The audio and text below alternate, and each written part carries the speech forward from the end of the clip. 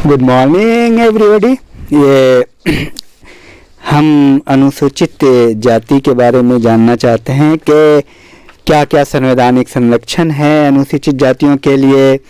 अनुसूचित जाति क्या है ये आपने जाना था पिछली वीडियो में। एक नज़र मैं देखता हूँ अनुसूचित जातियों की समस्याओं पे।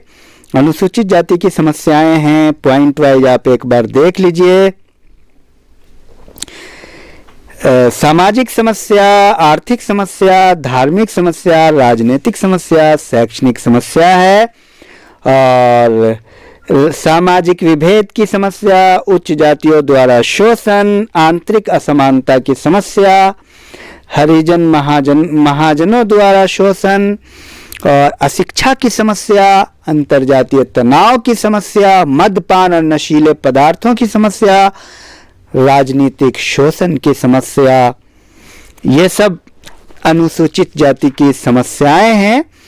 और अनुसूचित जाति के कल्याण हेतु जो सुझाव है कि अत्याचारों से रक्षा दी गई है और जाति विरोधी राजनीति अनुसूचित जाति के विकास में वर्तमान में राजनीतिक मनोवृत्तियां बहुत अधिक बाधक है कि जाति विरोधी राजनीति जो हो रही है। अनुसूचित जाति के कल्याण के लिए सबसे अधिक आवश्यकता इस बात की है कि हृदय परिवर्तन हो, अत्याचारों से रक्षा हो, समुचित आवास की व्यवस्था हो, महिलाओं को कुटीर उद्योगों का प्रशिक्षण दिया जाना चाहिए, सफाई के नए उपकरणों का प्रयोग होना चाहिए, स्वरोजगार को व्यवहारिक बनाना चाहिए, शिक्षा का अधिक से अधिक प्रसार होना चाहिए। और इस प्रकार से अनुसूचित जाति के समस्याओं का समाधान निकल सकता है। ये तो हुआ सामाजिक स्तर पे, लेकिन मैं बात कर रहा हूँ आपको संवैधानिक प्रावधान की। तो संवैधानिक प्रावधान में क्या है उसको मैं आपको बता दूं कि संवैधानिक अनुसूचित जाति के लिए संवैधानिक सुरक्षाएं क्या क्या है। Constitutional safe guard for schedule caste. तो पहले मैं कुछ आर्टिकल आपको बताता हूं किन किन अनुच्छेद के तहत उनको दिया गया है। पहले आर्टिकल आप अनुच्छेद 15 है, आर्टिकल 15, अनुच्छेद 16, आर्टिकल 16, अनुच्छेद 17, आर्टिकल 17, अनुच्छेद 29, आर्टिकल 29, अनुच्छेद 38, आर्टिकल 38 और अनुच्छेद 46, आर्टिकल 46 और अनुच्छेद 330, 332, 335। तो अब हम थोड़ा जानेंगे कि आखिर इन अनुच्छेद में है क्या। देखिए अनुच्छेद फिर से आप देख लीजिए, अनुच्छेद 15, 16, 17, 29, 38, 46 और अनुच्छेद 330, 32, 35। क्या क्या किया गया है अनुसूचित जाति के लिए, संवैधानिक प्रावधान क्या है, तो थोड़ा देख लिया जाए। तो अनुच्छेद 15 में राज्य के किसी नागरिक के विरुद्ध धर्म, मूल, वंश, जाति, लिंग, जन्म स्थान के आधार पे भेदभाव नहीं किया जा सकता है। ये है मामला। अनुच्छेद 16 में है कि नौकरियों या पदों पर नियुक्ति के संबंध में समस्त नागरिकों के लिए अवसर की समानता होगी और केवल मूल, वंश, जाति, लिंग, जन्मस्थान में से किसी के आधार पर नागरिकों के राज्याधीन किसी नौकरी या पद के विषय में न अपात्रता होगी और न विभेद किया जाएगा। तो लेकिन संवैधानिक प्रावधानों के अंतर्गत अनुसूचित जाति को नौकरियों में आरक्षण देने का प्रावधान किया गया है। अनुच्छेद 17 के अनुसार अस्पृश्यता का अंत करके इसका किसी भी रूप में प्रचलन निषिद्ध कर दिया गया। अनुच्छेद 25 के द्वारा हिंदुओं के सार्वजनिक धार्मिक स्थानों के द्वारा सभी जातों के लिए खोल दिया गया और अनुच्छेद 19 के द्वारा सभी जातियों को सभी प्रकार के व्यवसाय और धंधे करने का अधिकार, अभिव्यक्ति की स्वतंत्रता दी गई। अनुच्छेद 46 के द्वारा राज्य को यह कर्तव्य निश्चित किया गया कि अनुसूचित जातियों की शिक्षा में आर्थिक हितों में विशेष सावधानी के साथ कार्य करेगा। अनुच्छेद 29 में राज्य निधि द्वारा घोषित अथवा राज्य निधि से सहायता पाने वाली किसी शिक्षा संस्था में प्रवेश से किसी भी नागरिक को केवल धर्म, मूल, वंश, जाति, लिंग अथवा इसमें से किसी आधार पर वंचित नहीं किया जाएगा। अनुच्छेद 46 में राज्य जनता के दुर्बलतम विभागों की विशेषता, अनुसूचित जातियों, अनुसूचित जनजातियों की शिक्षा तथा अर्थ संबंधी हितों की विशेष सावधानी से उन्नति करेगा।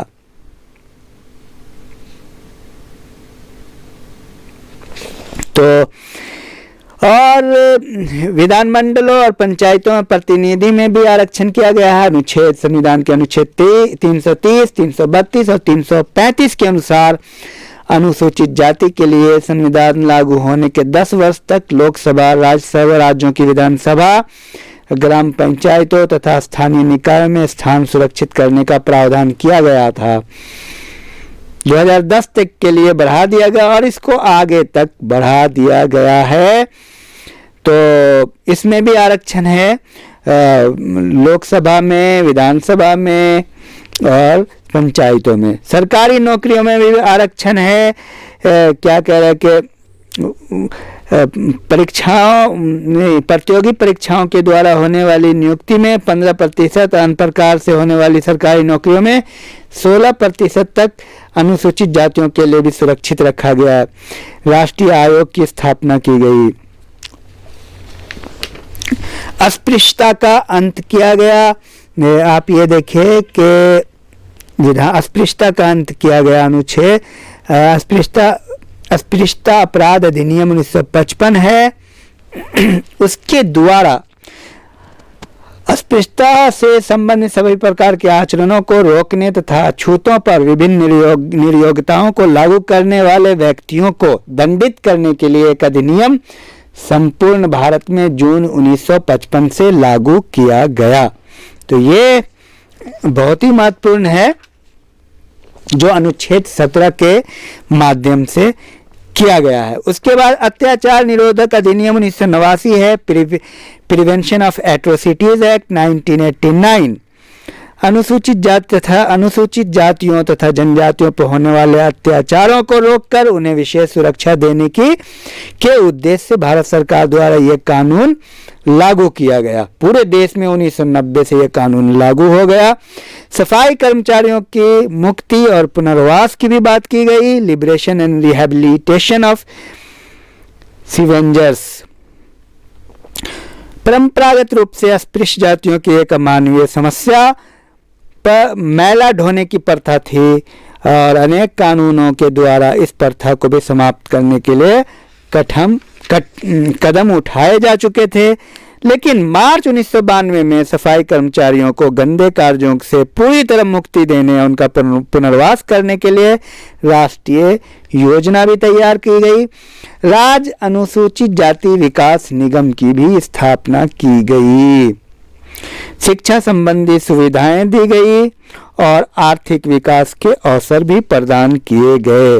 तो कुल मिला के संवैधानिक प्रावधानों और कानूनी सुरक्षा का अगर आप मूल्यांकन करेंगे तो ये पाएंगे कि सामाजिक स्तर पे आज भी अस्पृश्यता और अनुसूचित जो जातियां हैं वो आज भी विभेद का शिकार हैं। तो कुल मिला के लेकिन पनिक्कर ने लिखा है कि यद्यपि इस बात को अस्वीकार नहीं किया जा सकता कि अस्पृश्यता से संबंधित नियोक्ताएं कानूनी रूप से समाप्त हो गई है, लेकिन इसके आधार पर ही ये सोच लेना मूर्खता होगी कि अस्पृश्यता के उन्मूलन की घोषणा के साथ ही उनकी सामाजिक नियोक्ताएं भी विदा हो गई हैं। यह संस्था हजारों वर्ष से हिंदू जीवन का अभिन्न अंग बने रहने के कारण एकाएक कैसे लुप्त हो सकती है। तो सवाल वही है कि यह सामाजिक रूप से बहिष्कार आज भी है, पनिक्कर का ये भी कहना है, ये भी कथन काफ़ी सीमा तक सच है, लेकिन ये मानना भी अव्यवहारिक है कि पिछले 2000 वर्षों से चली आ रही अनुसूचित जातियों की निर्योग्यताओं को रातों रात दूर किया जा सकता है। तो बहरहाल इससे ऐसा लगता है कि आने वाले समय में हिंदू समाज को मनुवादी व्यवस्था में उससे कहीं अधिक क्रांतिकारी परिवर्तन होंगे, जिनका प्रयास कभी बुद्ध, महावीर, नानक, गांधी जैसे महापुरुषों ने किया था। तो अंततः मैं ये कहना चाहता हूँ कि सरकार के भी प्रयास है, विधि विधान भी है और सामाजिक रूप से भी प्रयास चल रहा है, लेकिन संवैधानिक रूप से प्रावधान मिलने के बावजूद भी सामाजिक रूप से आज भी विभेद जारी है। तो आवश्यकता इस बात की है कि सामाजिक रूप से मनोवृत्ति को परिवर्तित किया जाए, क्योंकि सभी मनुष्य एक समान है, सभी मनुष्य भाई भाई हैं, सभी धर्म के व्यक्ति एक जैसे लोग हैं, विचारों में अंतर है सिर्फ, तो सभी एक ही मानव की औलाद हैं, सभी समान हैं। तो कुल मिलाकर के ये जब तक मनोवृत्ति में परिवर्तन नहीं होगा, संवैधानिक प्रावधानों को लागू नहीं किया जा सकता है। संवैधानिक रूप से लागू होने के बावजूद सामाजिक रूप से अगर इसको स्वीकार नहीं किया जाएगा, तब तक ये व्यवहारिक नहीं होगा। पनिक्कर की वो बात बिल्कुल सत्य है। तो आपको ये वीडियो कैसी लगी आप ज़रूर बताएंगे और ज़्यादा से ज़्यादा स्टूडेंट को शेयर कीजिए। Thank you.